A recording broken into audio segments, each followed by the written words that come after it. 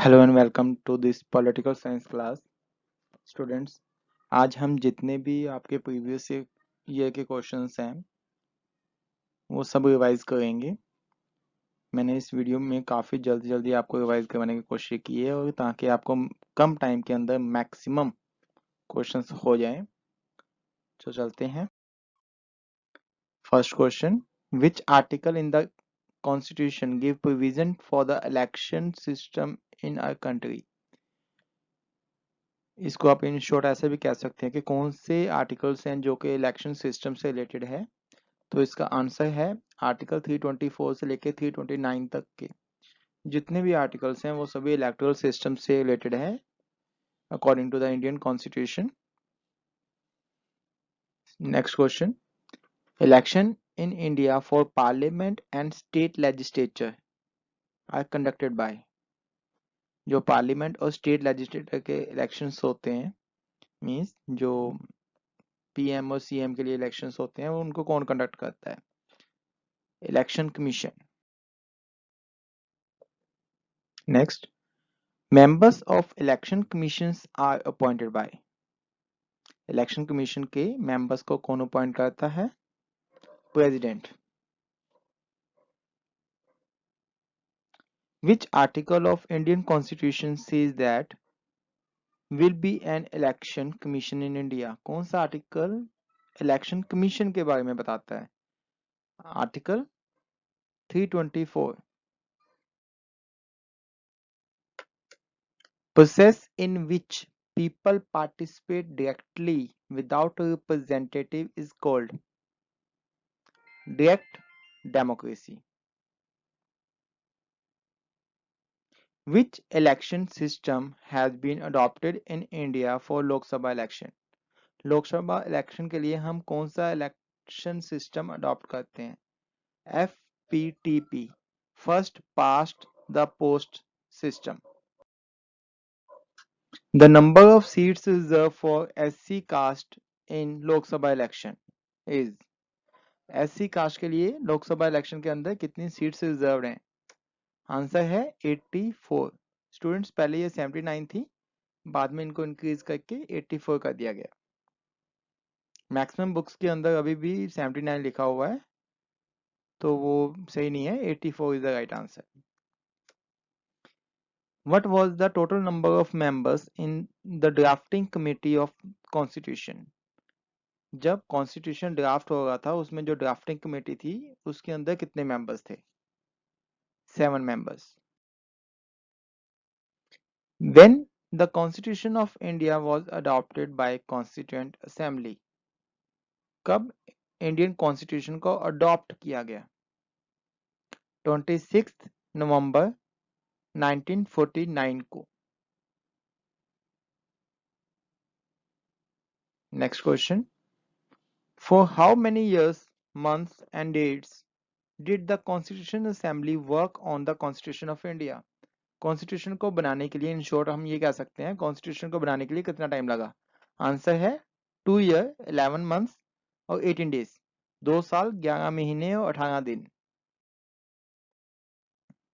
How many members of the session were held in the constitute assembly? कितने session लगे थे? 12 sessions.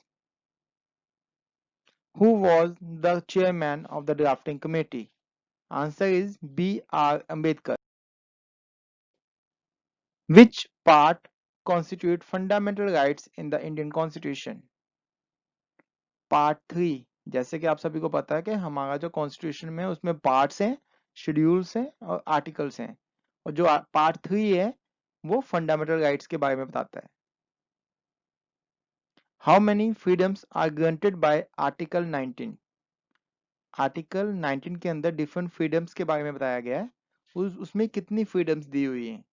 Answer is 6। When was national human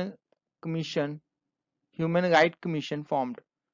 national human right commission कब form किया गया था? Answer is 1993। Which among the following amendment act is also called as the mini constitution? Very important question, students. किस amendment को mini constitution के नाम से जाना जाता है? 42 अमेंडमेंट। आर्टिकल 36 से लेके 51 कॉन्स्टिट्यूशन में किससे रिलेटेड है? DPSP, directive principle of state policy. Next question, which article of Indian Constitution says that directive principles are not enforceable by any court? कौन सा आर्टिकल हमें ये बताता है कि जो directive principle of state policy के अंदर जितने भी आर्टिकल्स आते हैं उनको हम कोर्ट के अंदर नहीं लेके जा सकते। Means directive principle of state policies are not justiciable like fundamental rights. Article 37 में इसके बारे में लिखा हुआ है। Which part of the Indian Constitution deals with the amendment? Amendment के बारे में कौन सा पार्ट डील करता है? किस पार्ट में अमेंडमेंट के बारे में लिखा हुआ है? Part 20। Which schedule of the Constitution is related with the allocation of seats in the Rajya Sabha to the states and the union territories? Fourth schedule में लिखा हुआ है कि कितनी कितनी सीट्स जाएंगी राज्यसभा में, स्टेट्स की और यूटी स्टेट्स की। yes. Which is considered the best form of government? Best form of government किसको बोलेंगे? डेमोक्रेसी को। Name the oldest political party of India. India की सबसे पुरानी पार्टी कौन सी है? इंडियन नेशनल कांग्रेस, 1885 की पार्टी है, ये सबसे पुरानी पार्टी है। Who was the founder of the Bahujan Samaj party? Bahujan Samaj party के फाउंडर कौन थे? कांशीराम। कांशीराम जी बहुजन समाज पार्टी के फाउंडर थे। यूपीए की फुल फॉर्म क्या है? United progressive alliance. Which government has two or more levels? किस गवर्नमेंट में दो या दो से ज्यादा लेवल्स होते हैं? फेडरल गवर्नमेंट में। Federal government. Which party rules in China? China के अंदर कौन सी पार्टी है?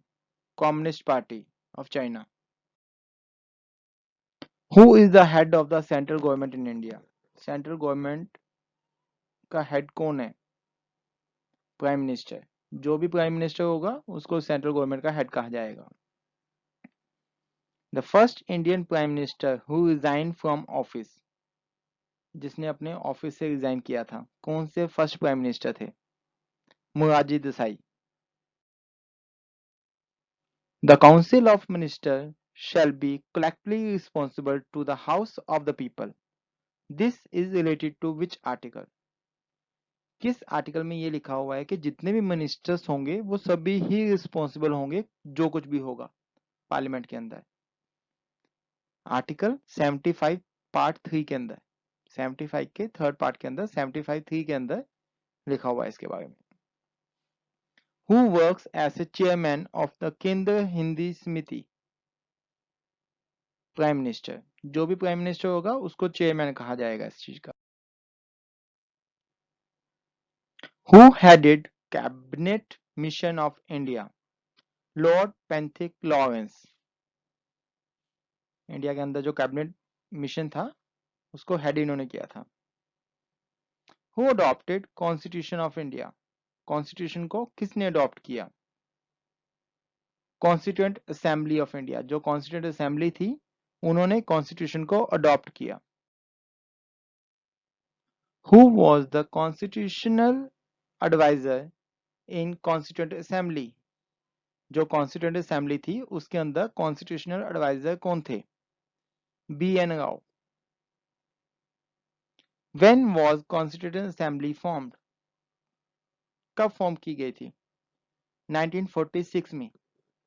स्टूडेंट्स इस वीडियो के अंदर जितने भी फैक्ट्स वाले क्वेश्चंस मैक्सिमम आपको आते हैं ना वो सभी ऐड किए हुए हैं, तो रेगुलर इनको देखिए थोड़ा सा, तो ताकि आपको सभी याद हो जाएं। Who was the president of the constituent assembly in India? जो कॉन्स्टिट्यूएंट असेंबली थी उनके प्रेसिडेंट कौन थे? Doctor Rajendra Prasad. Adoption of national song by constituent assembly. Constituent assembly ने नेशनल सॉन्ग को कब अडॉप्ट किया? जनवरी 24, 1950। जनवरी 24, 1950। Adoption of national flag by constituent assembly. Constituent assembly ने नेशनल फ्लैग को कब अडॉप्ट किया? जुलाई 22, 1947। जुलाई 22, 1947। इसको याद करने के लिए आपने थोड़ा सा ऐसे करना है कि जो नेशनल फ्लैग था वो बिफोर द इंडिपेंडेंस और नेशनल सॉन्ग को after the independence, 2 day before the Republic day. याद रखना थोड़ा सा, इस तरह से आप याद रखोगे तो इजिली याद हो जाएगा आपको। Adoption of national emblem by government 26 जनवरी 1950 को अडॉप्ट किया था नेशनल एम्बलम को। Adoption of national calendar by the government March 22, 1957। Last में जाके मैंने कि आफ्टर रिपब्लिक डे 1957 को 22 मार्च को नेशनल कैलेंडर को अडॉप्ट। पंचायती राज इलेक्शन हेल्ड आफ्टर 5 years। 5 साल के बाद पंचायती राज इलेक्शन होते हैं। Which schedule is related with the salary of the जजेस of the supreme court? Second schedule.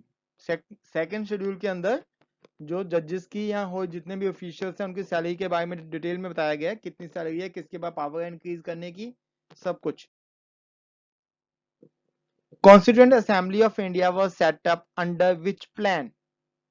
किस प्लान के अकॉर्डिंग कॉन्स्टिट्यूएंट असेंबली को सेटअप किया गया था? द कैबिनेट मिशन प्लान, जिसके बारे में अभी भी हमने पढ़ा है कि लॉरेंस जो है वो इसके कैबिनेट मिशन के को हेड किया था जिन्होंने। प्रेजेंटली हाउ मेनी जजेस आर इन सुप्रीम कोर्ट इन 2020? अगर मैं अभी की बात करूं तो 34 जजेस हैं, 33 जजेस plus 1 chief justice of India. Next question, state governors are responsible for the action to the, जो स्टेट गवर्नर्स होते हैं वो किसको आंसरेबल होते हैं? प्रेसिडेंट को।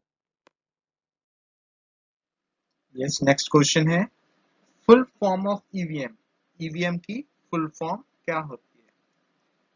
Electronic voting machine. Which is the highest post for an ISA officer in India? अगर मैं आईएसए ऑफिसर की बात करूं तो हाईएस्ट पोस्ट क्या है उस एक आईएसए ऑफिसर की? Cabinet secretary. Which system is known as Harris system? Harris system किस सिस्टम को बोला जाता है? Single transferable vote system. Who defeated Mrs. Indira Gandhi in the 1977 during the Lok Sabha election?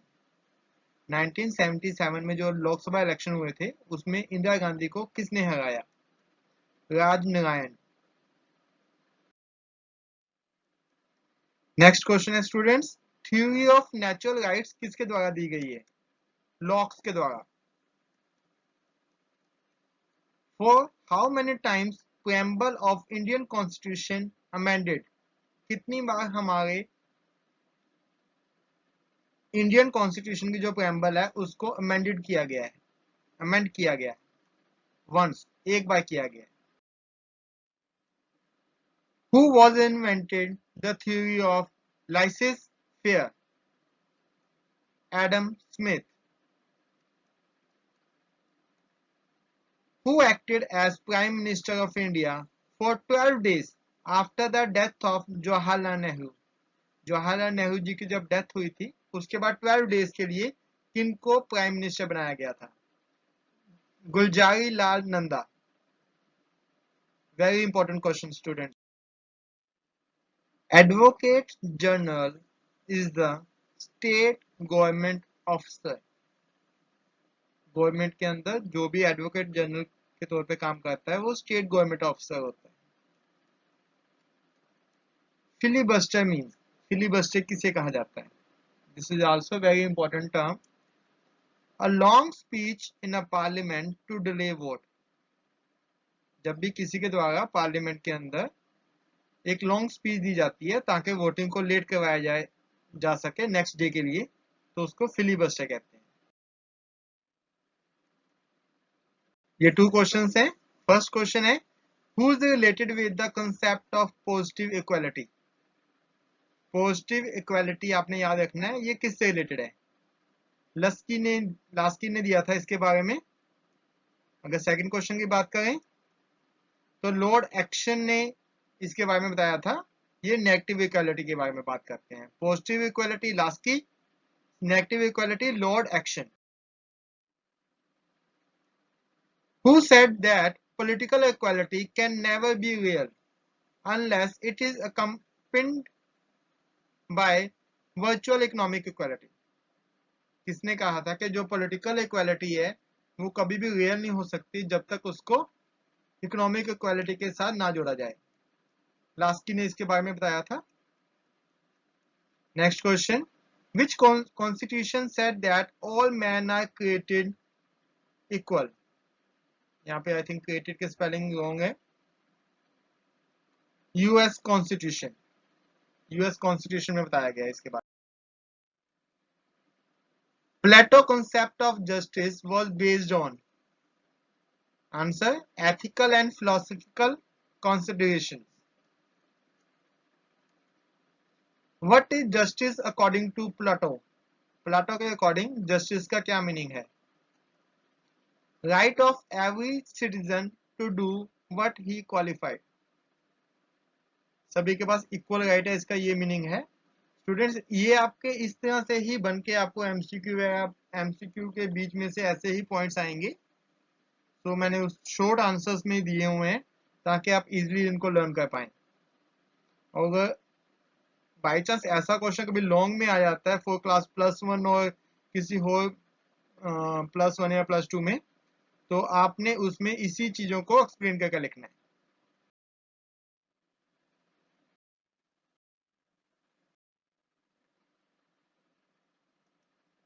Economic aspects of justice is associated with. Economic aspect of justice किसके साथ associate है? Karl Marx ने इसके बारे में बोला हुआ है। सो कार्ल मार्क्स के साथ रिलेटेड है economic aspects of justice. The term justice has been drawn from the Latin term. Justice word किस वर्ड से लिया गया है? लैटिन टर्म, लैटिन का कौन सा वर्ड है जहां से ये जस्टिस वर्ड को लिया गया है? Just, JUS। आपने स्पेलिंग याद रखनी है क्योंकि पेपर में इसी तरह से पूछे जाएंगे। JUS, JUSS, JWS, तो आपने याद रखना है JUS जो right answer. Who ensure political justice? Political justice को कौन इंश्योर करता है? जो पॉलिटिकल पार्टीज हैं वो पॉलिटिकल जस्टिस को इंश्योर करती हैं। Who emphasized economic dimension of justice? Socialist. What is the retirement age of the High Court judge? High court के जज की रिटायरमेंट एज क्या होती है? 62 year. What is the total strength of the Lok Sabha? अगर मैं अभी की बात करूं तो लोकसभा की स्ट्रेंथ कितनी है? 543। स्टूडेंट्स पहले 545 थे। जो 2 मेंबर्स थे वो लिए जाते थे from the Anglo Indian society से, अब वो उनको खत्म कर दिया गया है, अभी 543 है। Which amendment is related with the fundamental duties of the constitution? Fundamental duties के साथ कौन सी अमेंडमेंट रिलेटेड है? 42 अमेंडमेंट। और 42 अमेंडमेंट को हम मिनी कॉन्स्टिट्यूशन भी कहते हैं। Who is appointed as CJI, chief justice of India? किसको कौन अपॉइंट करता है? सीनियर जज ऑफ द सुप्रीम कोर्ट। किसको अपॉइंट किया जाता है? सीनियर जज of supreme court. Name of amendment which is reduce the age of voting from 21 to 18। कौन सी अमेंडमेंट के अकॉर्डिंग जो वोटिंग की एज थी उनको कम किया गया 21 से लेके 18 तक? 61st amendment. Very important question students. आपके काफी ज्यादा अमेंडमेंट्स हैं लेकिन उनमें से कुछ अमेंडमेंट्स काफी ज्यादा इंपॉर्टेंट है। ये उनमें से एक है जो मैक्सिमम टाइम पेपर्स में आती है। When was USSR disintegrated? 1991. Which is the highest court of appeal? सबसे हाईएस्ट कोर्ट कौन सी है अपील करने के लिए? Supreme court. When was PIL introduced? Public Interest Litigation. कब इंट्रोड्यूस की गई थी? 1975 में. Which schedule is related with the form of oath and affirmation of offices for elected officials including judges? किस शेड्यूल के अंदर जितनी भी डिफरेंट काइंड ऑफ ओथ्स हैं उनके बारे में बताया गया है? Third schedule. Our national legislature is called. हमारे नेशनल लेजिस्लेचर को क्या बोला जाता है? Parliament. Which house is called permanent house of a parliament? जैसे कि आप सभी को पता है कि हमारे यहाँ पे पार्लियामेंट के टू काइंड ऑफ हाउसेज हैं, उनमें से किस हाउस को परमानेंट हाउस बोला जाता है? Rajya Sabha. How many members in Rajya Sabha retire after every 2 years? 2 साल के बाद राज्यसभा के कितने मेंबर्स को रिटायर कर दिया जाता है? 1/3 मेंबर्स को. और अगर मैं टोटल टर्म की बात करूं कि एक जो मेंबर होता है राज्यसभा उसकी टोटल ड्यूरेशन क्या होती है, टर्म क्या होती है, तो वो 6 ईयर होती है. Which schedule fixes member of Rajya Sabha? कौन सा शेड्यूल है जिसमें राज्यसभा के मेंबर्स के बारे में बात की गई है? Fourth schedule. Who introduce money bill? Money bill को कौन इंट्रोड्यूस करता है? Lok Sabha. Who passes no confidence motion? No confidence motion कहां पे पास किया जाता है? लोकसभा में. Which part of the constitution is related with the amendment of the constitution? कौन सा पार्ट है जो कि अमेंडमेंट से रिलेटेड है? पार्ट 20. पार्ट 20 जो है वो अमेंडमेंट ऑफ द कॉन्स्टिट्यूशन से रिलेटेड है. जितनी भी कॉन्स्टिट्यूशन को कैसे अमेंड करना है, क्या प्रोसीजर होगा, कौन कर सकता है, इसके सभी के बारे में पार्ट 20 में. How many languages are contain in fifth schedule of the Indian constitution? 22 languages. Within how many days Rajya Sabha has to take action on money bill? 14 days. 14 days के अंदर अंदर राज्य सभा को मनी बिल के ऊपर कोई ना कोई एक्शन लेना होता है. मींस कोई भी सजेशन है तो वो मनी बिल के ऊपर दे के लोकसभा में वापस भेज सकते हैं. Work of delimitation commission. जो डिलिमिनेशन कमीशन है उसका क्या काम है? जितनी भी बाउंड्रीज होती हैं डिफरेंट कॉन्स्टिट्यूएंसीज की उनको ड्रॉ करता है ये. Which department works with the delimitation commission? कौन सा डिपार्टमेंट है जो कि डिलिमिनेशन कमीशन के साथ काम करता है? Election commission of India. Student, जैसे आपको पता है कि जब भी कोई इलेक्शन होते हैं तो पूरी जो कंट्री है हमारी उसको डिफरेंट कॉन्स्टिट्यूएंसीज के अंदर डिवाइड कर लिया जाता है. जैसे 543 कॉन्स्टिट्यूएंसीज हैं, तो वो जो कॉन्स्टिट्यूएंसीज हैं उनकी बाउंड्रीज को सेट करने का जो काम है वो डिलिमिनेशन कमीशन का है. यस स्टूडेंट्स, नेक्स्ट क्वेश्चन है इलेक्शन कमिश्नर की रिटायरमेंट एज क्या होती है? 65 ईयर. नेक्स्ट क्वेश्चन, इंडिया के डिफेंस मिनिस्टर कौन है at present in 2020? Shri Rajnath Singh. Article 12 से लेकर 35 तक रिलेटेड हैं कौन से पार्ट से? Article 12 to 35 is related to which part of the constitution? Part 3, fundamental rights. Which article of Indian constitution is related with the amendment of constitution? Article 368. अभी अभी हमने क्वेश्चन किया था कि कौन से पार्ट से रिलेटेड है अमेंडमेंट, तो वो पार्ट था 20th. अगर मैं बात करूं आर्टिकल की 368 जो आर्टिकल है that is related with the amendment of the constitution. दोनों क्वेश्चन काफी इंपॉर्टेंट है. In which year first general election of Lok Sabha were held in India? First time election कब हुए थे? 1951-52 में जो फर्स्ट टाइम इलेक्शन हुए थे. Article 75, 74 and 75 of Indian constitution deals with council of ministers. Council of ministers से related है article 74 and 75. To whom does the vice president submit his resignation? Suppose कीजिए अगर वाइस प्रेसिडेंट ने अपना resignation देना है तो किसको देगा वो? प्रेसिडेंट को. What is the minimum age for the candidate to be elected as a president of India? Minimum age क्या होनी चाहिए क्वालिफिकेशन के अकॉर्डिंग, कितनी है एक पर्सन को, अगर कोई पर्सन प्रेसिडेंट के इलेक्शन के लिए खड़ा होना चाहता है तो? 35 ईयर. यहाँ से स्टूडेंट्स मिनिमम 1 क्वेश्चन आता है, मैक्सिमम एग्जाम में देखा जाता है. जैसे कि इसलिए मैं आपको सभी एजेस डिस्कस कर लेता हूँ.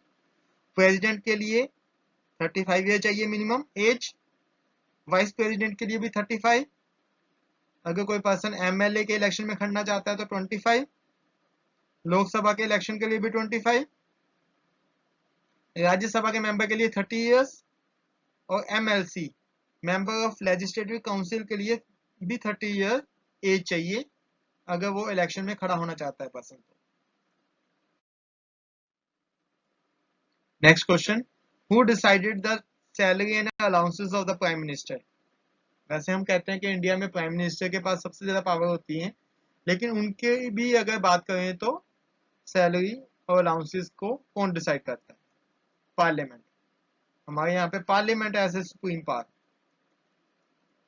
How many schedules does the constitution of India contain? Indian constitution में कितने शेड्यूल हैं? 12. Which schedule is related with municipalities, means urban local government? 12th schedule. Which schedule is related with the different list?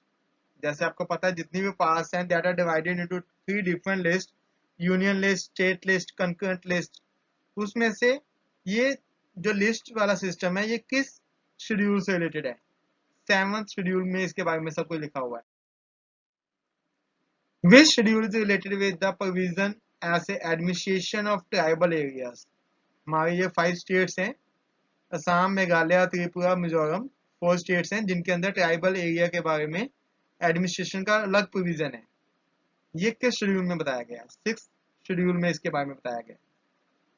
आपने याद रखना है tribal area और 6th schedule, उसके बारे में बताया गया. Which schedule is related with the list of the states territory of India?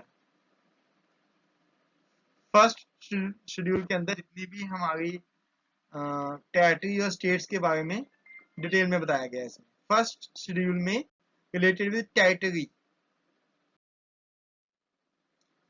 Which schedule is related with the provision of the scheduled area and scheduled tribes?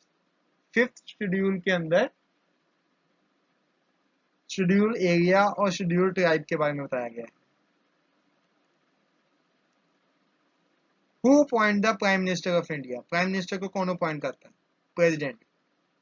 जिस person को majority मिली होती है parliament के अंदर उसको वो ऐसे प्राइम मिनिस्टर अपॉइंट कर देता है प्रेसिडेंट.